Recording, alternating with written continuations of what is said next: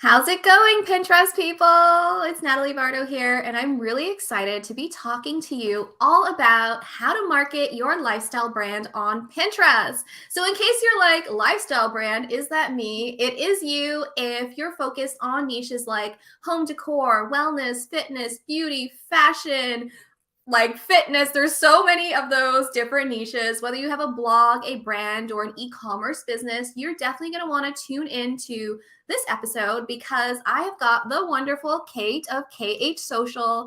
Kate is a Pinterest specialist passionate about helping creatives and lifestyle brands to grow their business and thrive online through impactful Pinterest marketing. Hey, Kate.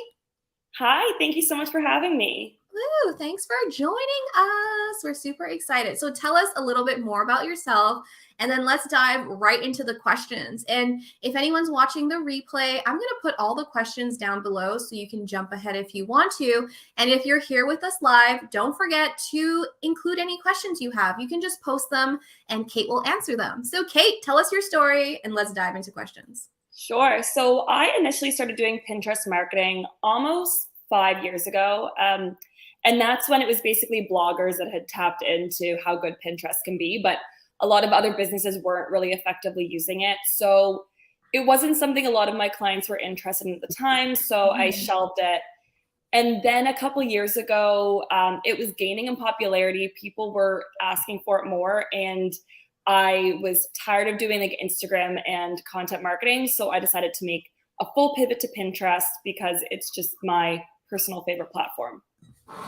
Awesome. I love that. I think a lot of people have come around on Pinterest, and I love that you mentioned how it's expand beyond bloggers. And I think a lot of us maybe even start as bloggers, but we end up creating products and dipping our toes into like e-commerce, and in a way we become a brand. So, whether you're a blog, a brand, or a business, you're going to want to tune into this episode. So my first question is just quickly let us know, like, what is a lifestyle brand? So, and maybe give us some examples of who your clients are in case someone's watching and they're like, oh, I need Kate on my account.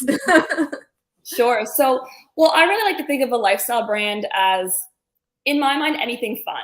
So like that could be, like you said, fitness, beauty, fashion, home decor, weddings, anything that is just really like about living your lifestyle. So people probably have slightly different definitions, but that is how I define it. So if you think of like your favorite lifestyle blogger, they're probably talking about their favorite meals, their best buys on Amazon, their favorite clothes, their workout routines. So anything like that, that's just about living a nice lifestyle.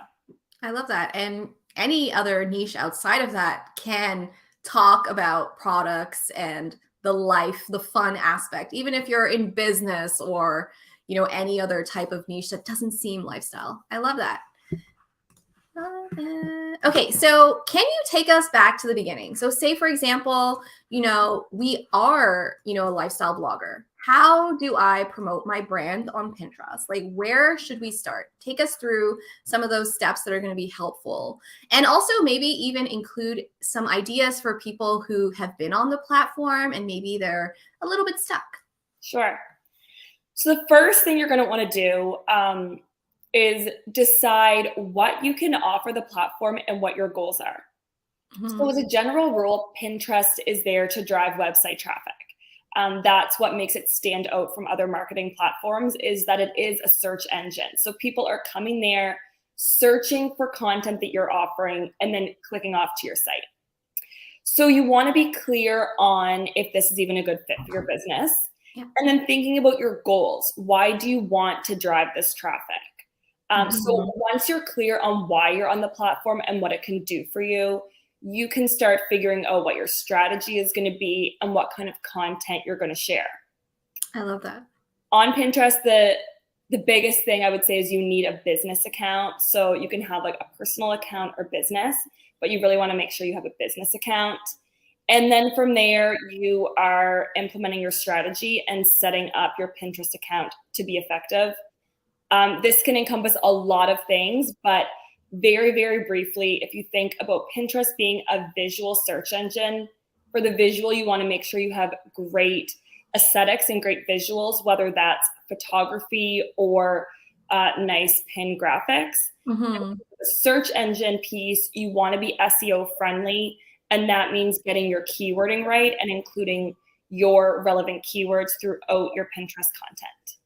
I love that. Can you show us one of your awesome clients? When we're talking about the aesthetic and the vibe, I always encourage everyone, you want to know what your branding is. You want to Absolutely. know, what colors and fonts and types of images so that you can create that story. And you're also building brand recognition. Like that's literally how you can go from just being a random blogger to an established brand on Pinterest. Love that. Yes, exactly. So, like I said, website traffic's the biggest thing, but the second, like if website traffic's here, the second thing that Pinterest offers is brand awareness. So you want people to start to recognize your brand just from your pin graphics. Mm-hmm. So I will show you a couple accounts here. So like we said, lifestyle can be a lot of different things. So I have 2 accounts that I'm going to be using as examples. This first account, they are actually a brick and mortar store in Massachusetts. And in Massachusetts. And they work throughout New England. So they offer both services and they also have an online boutique. So we do 2 kind of different things for them. And if you look at their saved content, everything is very kind of like boho, floral, modern. You can see our content here. It all kind of has like a similar romantic, florally aesthetic. Can you hit the share button? I don't see anything. Sorry. Oh, sorry. I forgot to share my screen. No worries. I love the boho vibe. Can we just say that? Does anyone not? Yes, loves the boho vibe. So if you're doing anything boho, definitely get on Pinterest. Okay, let's try that again. All right, I see you. So this first client here, let me go back. So yeah, they offer wedding services, floral design, interior design, and their online boutique. So everything is very Pinterest worthy. So you can see kind of like the light color tones, like a boho-y vibe. And then when we're pinning their content, we're focusing on like their really nice visuals. Mm-hmm. And then I have another client here, and she is a blogger. So we have a very different look to her content. So here we're making, like, you can see that even if we're sharing different content, you can see her brand colors and her brand font carried throughout. But here we're focusing more on pin graphics rather than the photography. So would you say that product-based businesses should focus more on those lifestyle images versus a blogger? You should definitely want to have your, like text on your pin. So you're telling people, exactly what to see or what to click on and what to get. So the best thing you can do is try a lot of different things. So just like any marketing platform, there's no hard and fast rules. But yeah, if you're promoting a product, a few tips that I would have are show your products just as they are with product photography. Mm-hmm. But people are more so looking for like, how can I use this product in my lifestyle? So having lifestyle product or images are really important. So if you think for yourself when you're searching for something on Pinterest, like I am going to a lot of weddings this summer. So I'm not searching wedding dress. I'm searching like wedding dress ideas or boho wedding dress aesthetic. And it's when I see the lifestyle shot of a dress on someone that I'm more likely to click through. Mm-hmm. So lifestyle shots are really important. And then share your product photography as well. That can work. But then for any e-commerce brand, I recommend having a blog. So you can be sharing blog content like 5 ways to style your crop top for summer. So you're just like offering different ways that your products can be found by people and seeing what works best for you. I love that. So don't just try one way, you're going to test and experiment and all of that fun. So one of the popular questions is, can I promote my product on Pinterest? And yes, yes, yes, you can. You can use all of Kate's tips. Got questions of your own, be sure to post them and we'll answer them live. And you can also post your questions right down below in the comment section and we'll be sure to answer it.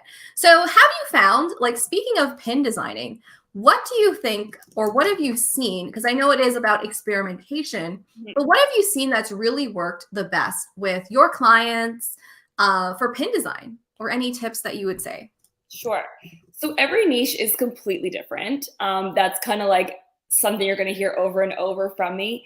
So the best thing to do when it comes to pin design is keep your branding and visuals in mind so that you're creating that cohesive look that can become easily recognizable. And then you're going to want to do some market research and see what is trending and what is ranking high in your niche. So I'll share my screen again. There you go. There we go. Thank you. To give you an example here with my blogger client, you can see that I'm using different pin styles for different topics. So I find when it comes to travel content, like this one here, it works really well to share like multiple images of the location. I've seen that with my travel calendar. Her collage pins do the best. Absolutely. So if you are in the travel niche, search for the kind of travel content that you write about and see what people are doing. But often you're going to find these collage type images. And then anything that can be turned into a list tends to work really well. Any kind of infographic works well for, say, you're sharing 10 self-care tips or 10 books you need to read before you turn 30. Like, lists tend to work well for those kind of topics. If you're doing gift guides, having images like this of the individual gifts work well. And then, like with my wedding client I was showing you, people don't want to see a lot of text. They're looking for visuals, so they want to see that visual. So it's really about seeing what works best in your niche and going with that. So kind of fusing what works in your niche along with what your branding is and how you can still make yourself stand out with your specific branding. I love that. That's really practical tips. So if you are in one of those niches, you're going to want to go back and, like Kate said, you want to do your research. So just hop on the platform, type in the keywords that relate to your content and see what comes up. So I actually have a question about doing Pinterest SEO for product pins. Can you show us an example and just walk us through that formula for writing whether the pin title or the pin description? Sure. So regardless of your account, whether it's product or service based, you're going to want to be doing your keyword research. And primarily we're doing our research right in Pinterest. So I will take you over here and say if we're doing a bucket hat product. So we're just going to start typing in bucket hat. And then Pinterest is going to auto-populate all of these longer tail keywords here. So you can see, like I was saying before, people aren't just searching bucket hat, they're searching bucket hat outfit because they want to see how to style it all together. So you're taking note of all of these keywords. And personally, I don't think I would be wearing a bucket hat. This hair gets very big. So I can see why number 4 is bucket hat outfit black girl, because it's a challenge. Yeah, it's not my personal hat of choice, but I have one client and their bucket hats are doing great. But exactly. So you're seeing like practical ways that people are searching for this. Like, with my hairstyle, how's this going to work? How's it going to work for summer? So you're doing a keyword research right here in the search bar. Then another way to find keywords is just hit enter on this. And Pinterest auto-populates more search terms here. Sometimes they're very similar to the drop-down menu, but sometimes you'll get others in there. So the extra search terms, that's only showing up, I believe, for US users. Like my account doesn't have them. So yeah, I'm in Canada and they are showing up for me now. But so Pinterest has been like going through so many changes. these used to be here for everyone. Then they took them away. Now they're adding them back. If you don't see them, you can go to this drop-down menu. I don't know why it's not showing right now, but on the sidebar, if you go to your drop-down menu, it will typically let you search for video. Mm-hmm. And if you click video, almost all accounts still have these search bubbles. So that's something to try. Okay. But yeah, not every account is going to have this right now. So just keep an eye out for them. But this drop-down menu works really well too. And then once you do your search to find more keywords, you can scroll down through. I like to take a look and see what other people are using and what's working well. And then throughout your search, you'll see these suggested ideas in here as well. So you're looking for all these terms, and then you can get deeper. So say, okay, we do have crochet bucket hats. Click on that. Check out what the drop down is showing you for that. And you can just keep building your keywords that way. Mm-hmm. And then when you're creating your pins, you're using these high ranking keywords in your description. So maybe you're saying, a granny square crochet bucket hat for summer or for women or whatever it is. But it's these high ranking keywords that you want to be using in both your pin description and your pin headline. Love it. And if anyone needs help with Pinterest SEO, I'm going to put a link in the replay so you guys can check out my whole playlist on videos. I got videos on pin titles, pin descriptions, on finding keywords, everything you need to figure that out. So we actually had Anna who said, my pins don't get impressions. Any tips for, getting views up? Because if you're not getting views, that means it's almost impossible to get those clicks. So what would you say to a client who was struggling with that? Sure. Well, the first thing I would say is, like I mentioned, Pinterest has changed a lot. So if you were pinning, say, a couple years ago, you were probably used to your content ranking very quickly. And now you might be seeing under 10 impressions on your new pins and you're getting really discouraged. It now can take a couple months for your content to be indexed on Pinterest. So when you're just starting out, or if you are noticing that your impressions are dropping, it could just be that you need to be a little more patient and wait for your content to be indexed and then shown to your audience. Yeah. So for example, my wedding client, I've already started pinning fall wedding content because it's going to take a while to even rank before people start searching for it. So that is one thing. The next biggest thing would be your keywording. So if Pinterest can't understand what your content is, it doesn't know who to show it to, and it's not going to send it out. So make sure you really are dialed in with your keywording and you're using your keywords not only in your pins, but in your boards in your account. So I recently brought on a new client 6 weeks ago. They had 7,000 impressions when we started working together. This is an older account. And the first thing I always do with a new account is a deep dive on their keywords, and I update all of their board titles, descriptions, account title and description. And in 6 weeks, we're up to 32,000 impressions a month. And we've just started pinning. But Pinterest now has the keywords, so they understand who you are and who they should be serving your content to. Mm-hmm. You don't just want that SEO keyword on your pins. You want it on your overall account. Yeah. Don't skip out on SEO. Don't skip. It's a search engine. So you wouldn't try to rank on Google without SEO. You can't try to rank on Pinterest without SEO. It just won't work. And the third tip I would give is to be very consistent with your pinning. So if you're pinning, if you're really gung-ho one month, you pin a lot, and then you just stop the next month, you're again not going to see those results. That's why I love using a pin scheduler, because you can schedule everything out in advance and you want to be pinning every single day. Yeah. So be consistent, get dialed in on your SEO, and give it time. Mm-hmm. Yeah.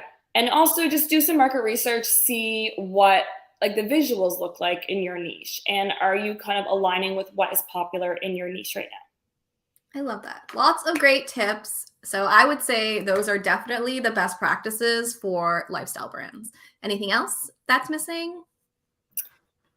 Uh, yeah, getting the visuals right, getting the SEO right, and thinking like a Pinterest user. So this is something I talk about a lot because oftentimes people kind of treat Pinterest the way they treat Instagram, but it's very different. So Pinterest isn't social media. Yes, it has a couple social media aspects, but it's a search engine. So people are on Instagram to catch up with friends, to see behind the scenes of their favorite brands or influencers, and to see timely content.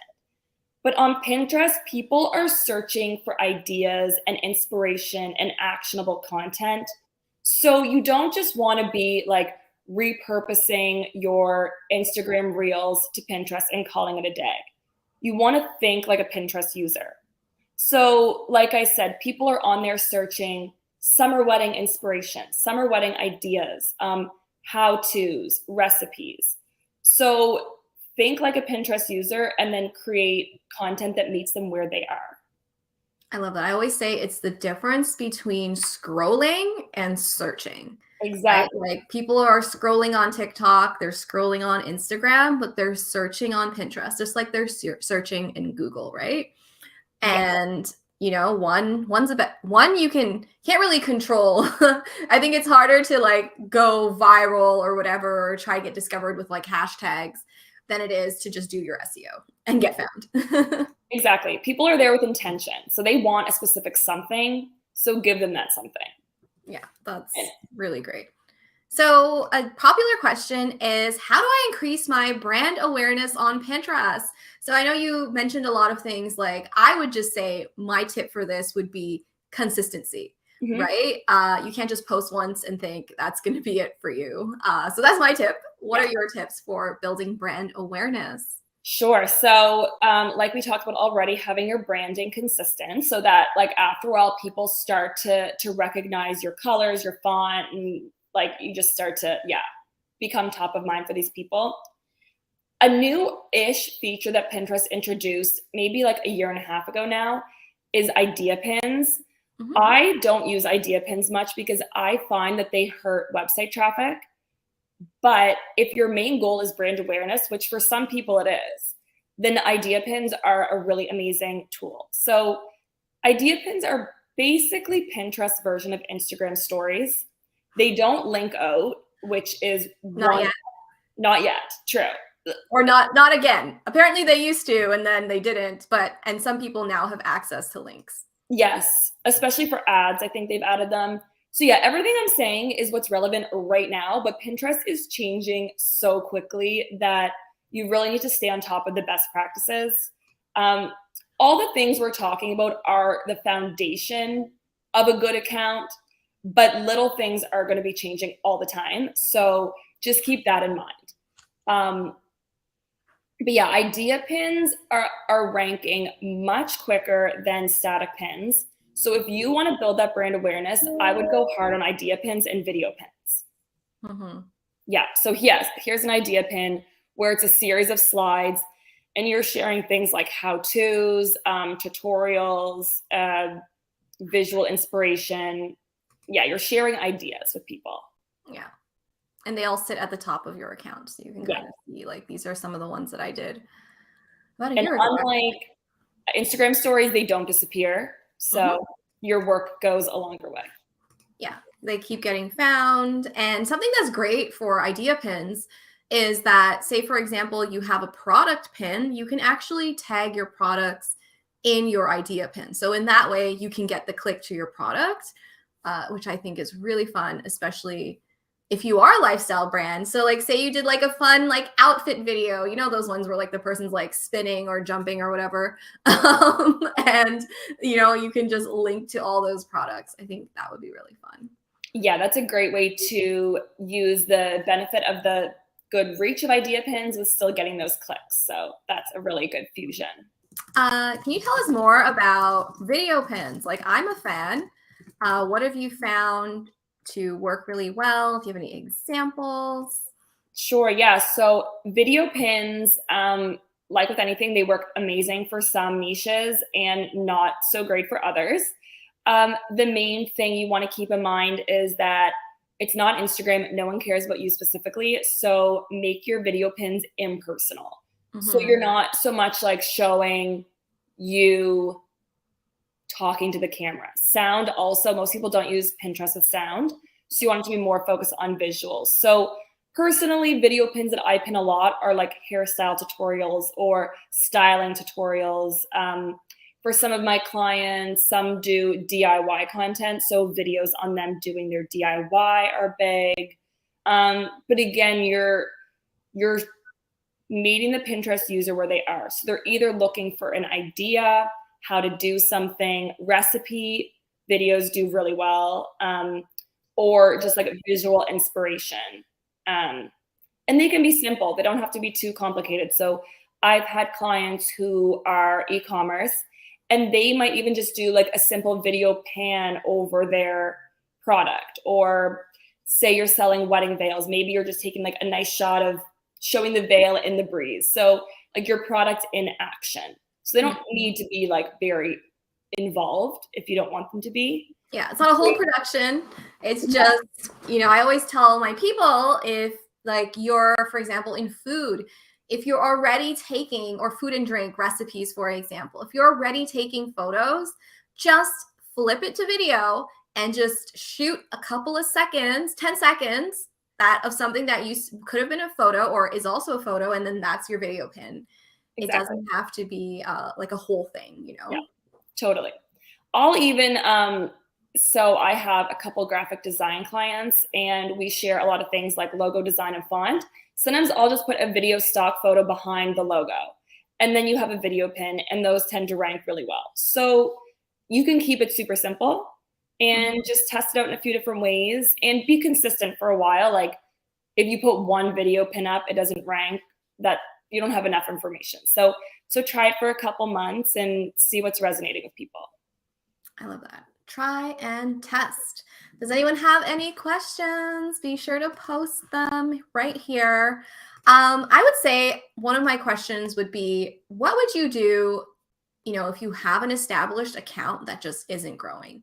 I'm sure you've had clients come to you who are in that frustrated, like, I've been trying on my own and I can't do it. What would you say to them, or any of those tips for in case you're not new, but you're stuck? Sure. Yeah. So it can be a lot of different things. I've had a lot of people come to me since idea pins have been started and they're saying like, my impressions are great, but I'm getting no website clicks.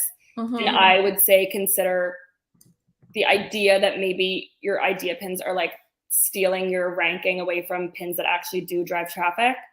Like we said, you can probably, hopefully soon, link with idea pins, but that could be something to look at. Check your SEO and look at the pins that are ranking well and try to replicate that, or in like not doing the same thing over and over, but what is it about that people seem to be liking? And then maybe switch things up a little, like try something different, because if what you're doing now isn't working, doing the same thing over and over probably won't get you a better result. So mix in some video, or switch up your graphics, or try to write catchier headlines that inspire click-throughs. I would just kind of do an audit and try to understand why something isn't working. And it's easy to blame Pinterest, but I would just take a good hard look at your visuals, your keywording, your messaging, and if you're delivering what your audience wants to see, and doing some market research, again, like I said, to see what is ranking well in your niche can be super helpful. Yeah. There's a tool that Pinterest offers that I think is underutilized. It's the Pinterest Trends tool. So this shows you what time of year things are ranking. So it could also be that you are sharing content when people aren't searching for it. So girl, you are speaking my Pinterest love language right now. I'm just saying, if any of you know anything about me, seasonal content, and to get access to trends, you're going to click on analytics and trends. You need a business account to get access. So yes, I'm going to search bucket hat and let's see what happens. Yeah. Perfect. Oh, look, bucket hat. Woo. Yeah, so you can see there, like, and like I said, it takes a little while to index. So you want to look at what the peak time is for bucket hats, and then a couple months before, start sharing your bucket hat content. If you're sharing bucket hats like in December, just no one's searching for it. So maybe it will rank, and in the summer you're going to see some clicks, but you want to provide people the content when they're searching for it. So use the trends tool. And then also, if you scroll down in trends, it gives you other keyword options. Sorry, I'm pointing at the screen like you guys can see me. I'm moving the mouse.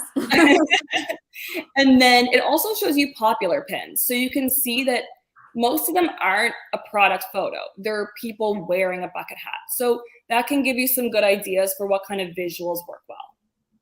Love it. Pinterest trends. It's the best. It is the best. I love it. Awesome. Awesome. Awesome. We have a really great questions. Okay. Do your clients all have blogs, or do you use Pinterest to grow their Instagram or other social accounts? Great question, Megan. Perfect. So not all of my clients have blogs. For most people, blogging is a really great foundation. It just provides consistent content. And one of the biggest things that I haven't really touched on yet is you need fresh, consistent content. Back in the day, which is even like a couple years ago, you could pin the same things over and over and over. You'd loop them. And that was a great Pinterest strategy. But now Pinterest wants fresh content. So fresh content can come from a lot of different ways. Blogging just seems to be, or tends to be, a really easy way to do that. You know, you're posting once a week. We have consistent, fresh content to be sharing. But not all of my clients do have blogs. If you are a photographer and you're creating new photography a lot, if you're a wedding planner, an interior designer, and you're doing new projects and you're getting new imagery there, if you're an e-commerce brand and you're doing regular lifestyle product shoots, or you're creating video content showing people how to use your product, these are all ways that you can create that fresh, consistent content without needing a blog. Blogging really is a great asset for Pinterest, like I said, but it isn't the be all end all. It's not absolutely necessary. In So terms would you link to their like TikTok videos or Instagram posts on Pinterest? So this You had no blog. a good practice. But so Pinterest used to be able to let you claim your Instagram, so you could actually track your analytics to see who is going from your Pinterest to your Instagram.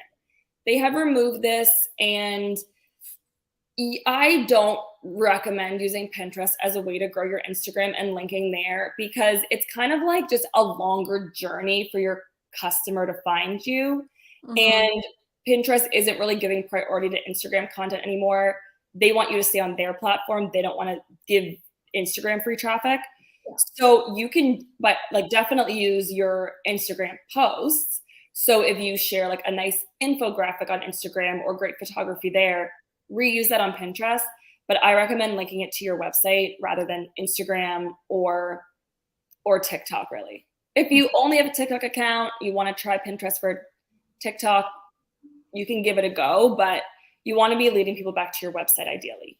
Yeah, I think we also want to focus on what matters, right? Mhm. Like, do followers matter? Do views matter? Or do clicks to our actual website where someone can join our email list, buy our products? Does that matter?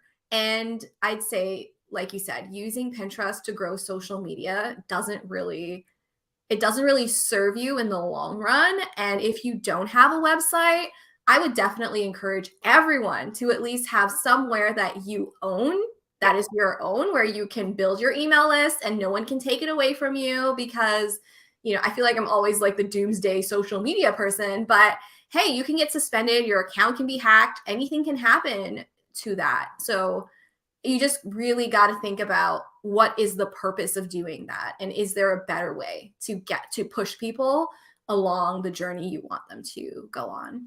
Exactly. Like, you don't just want clicks, you want clicks that do something for you.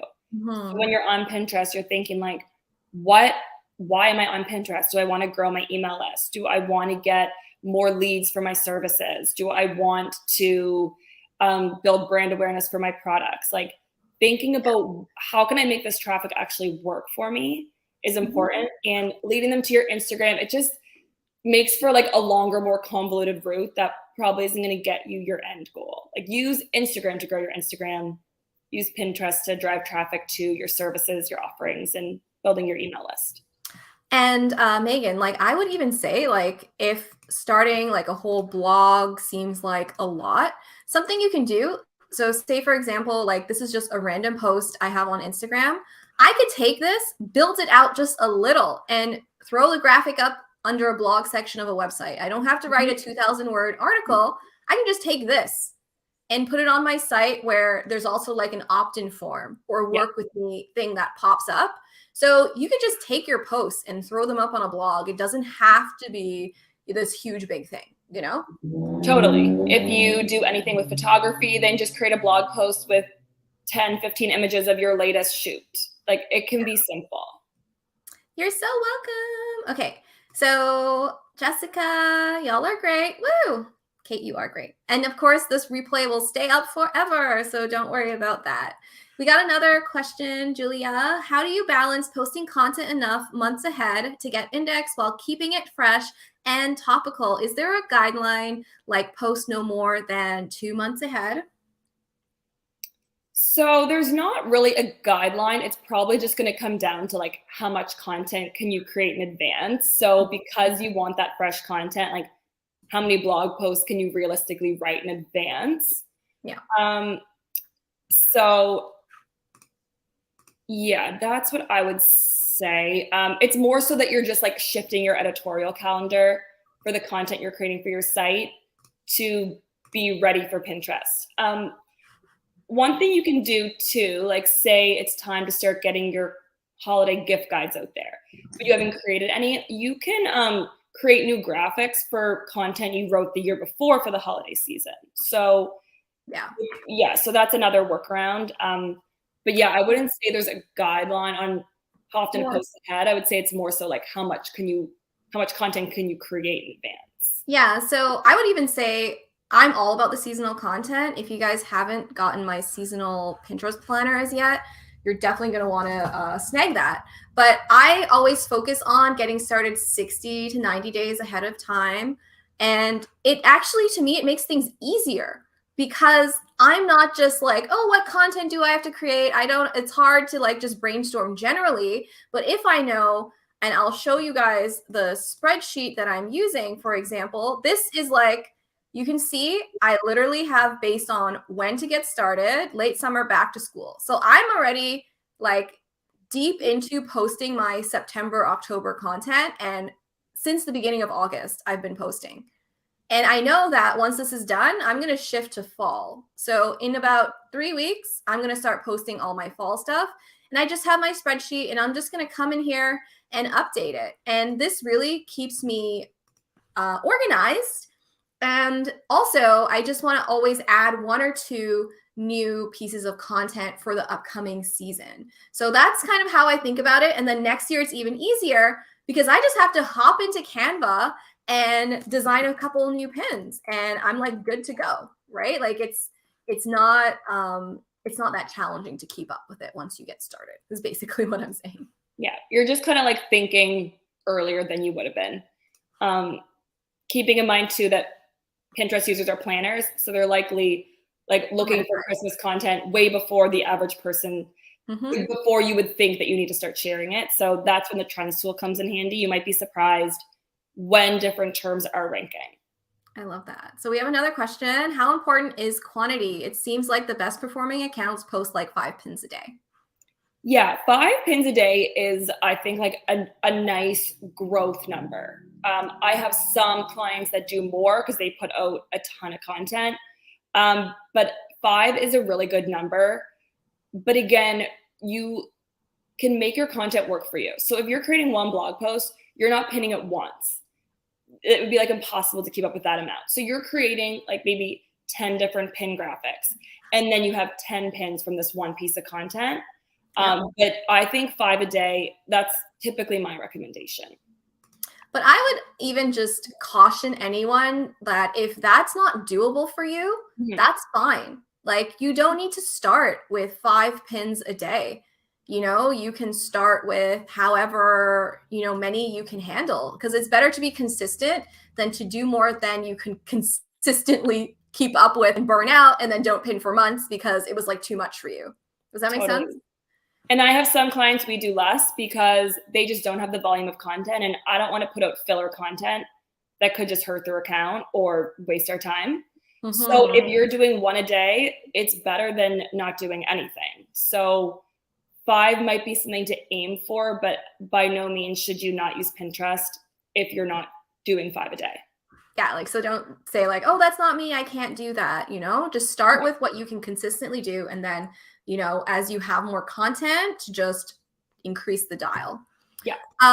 So another great question, Shar, how long should your Pinterest descriptions be?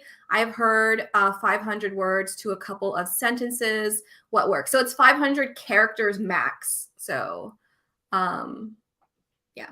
So for descriptions, the biggest thing is you want to be super clear. So you don't want to do keyword stuffing where you're trying to like cover every possible word that someone could search relating to your topic. Because remember that the purpose of your keywords is to explain to Pinterest what you're sharing so they know who to send it to. So rather than trying to fill every like word count and stuffing in different keywords, be super clear about what you're sharing. So and test things out. For some of my clients and the content they share, I find one super keyword rich sentence tends to do the best. For some, like for my wedding account where you could be searching a few different things, like say it's a picture of florals, maybe you're searching for it as a centerpiece, maybe a bouquet, maybe a flower arrangement, then I might add some more in. But there's no hard and fast rule. Focus more on quality and super high ranking keywords over filling the whole length, and don't do keyword stuffing because that confuses Pinterest and it can look spammy. Yeah. So, and I would also just add, make sure you're actually writing real sentences. Yes. Yeah. Yeah, like it doesn't need to be like on Instagram, you want to be like quippy and funny or whatever your brand voice is. It's not like that with Pinterest. A lot of people don't even really read the description that closely. So it can be more factual, like stating what the piece of content is. But yeah, write like a real human. Yeah, because real humans are reading your posts. Exactly. So you also got a couple more questions. I have a goal of posting to IG every day, and I want to start at least cross posting to all my other platforms. Best way to maximize this? I'd say make sure you resize it for Pinterest. Yeah. Yeah. So just, use the content you have and you can resize it. You can try putting, like we talked about, if you're in Canva, like a video photo stock image behind it, turn it into a video. Canva, if you're using Canva Pro, it has a really great tool that lets you resize your Instagram content to Pinterest dimensions, which is super handy. And it might take a few tweaks just to make it fit in with Pinterest best practices. But yeah, just repurpose it, resize it. You can try like collaging some of your work, depending on like collages can sometimes do really well, like we talked about on Pinterest. So just use that content and make it Pinteresty. Yeah, make it for Pinterest. Yeah. So Michelle has a great question. What counts as a fresh pin? Can you make minor changes to a pin and post it as a fresh pin? Yeah, you can. So like I said, anything can change, but right now what constitutes a fresh pin is pretty liberal. So with my photography clients, I might take a landscape image and I can share it to say 3 different boards, and I'm just cropping it differently. And these different dimensions are creating a fresh pin. You can put a filter on it to create a fresh pin. As long as there's like some slight variations, then it's going to come across as a fresh pin to Pinterest. Yeah, I would even say though that you don't want to don't be like super lazy about it. Just design like a couple new templates where, yeah, you can recycle the same images, but I like, for me, when someone says fresh pin, I'm like, don't try and fool Pinterest. It's a visual search engine. The lens can tell when an image and another image are basically the same. So you just want to keep that in mind. Like, if it doesn't look different enough to you, it doesn't look different enough to Pinterest. Yeah. And I mean, say if you're doing blog templates, it's a great way to A/B test too and see what kind of visuals people like. So you do want some variation because you don't know what is going to resonate with people. But yeah, like a fresh pin doesn't need to be an entirely new piece of content. It can be just some changes to a template. Like I said, resizing photography. Yeah, things like that. Amazing. So we had one more question here. Referring back to the 5 pins a day, is that for the same URL or different URLs? Different. You can answer that. So you want to try to use different URLs. Like that's a good way to get caught in the spam filter or to look spammy to Pinterest if you're sharing. Like, so say you have your blog post with 10 different graphics, you're sharing them on 10 different days, maybe even spaced out by a day or two. So aim to have these going to different URLs. Yeah, I even say like, I think some people say like 24, 48 hours. Personally, I don't share the same link again for 7 days. But I have a lot of content and I'm very cautious with Pinterest because I don't want to get caught in that spam blocker. So I try to space out. Amazing. We've got lots of thank yous and everyone is loving this. Can you tell us how we can connect with you? I know you've got this amazing freebie. Tell us everything. Tell us all the things.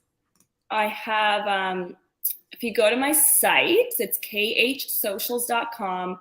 I have the beginner's guide to Pinterest marketing. So I'm sharing like the essential basics. If you're starting from scratch, it'll show you how to get started. And even if you already have an established account, these are my considered best practices. So it can be like something that you hadn't considered or hadn't been including that you can start including in your account. So that's a free download on my site.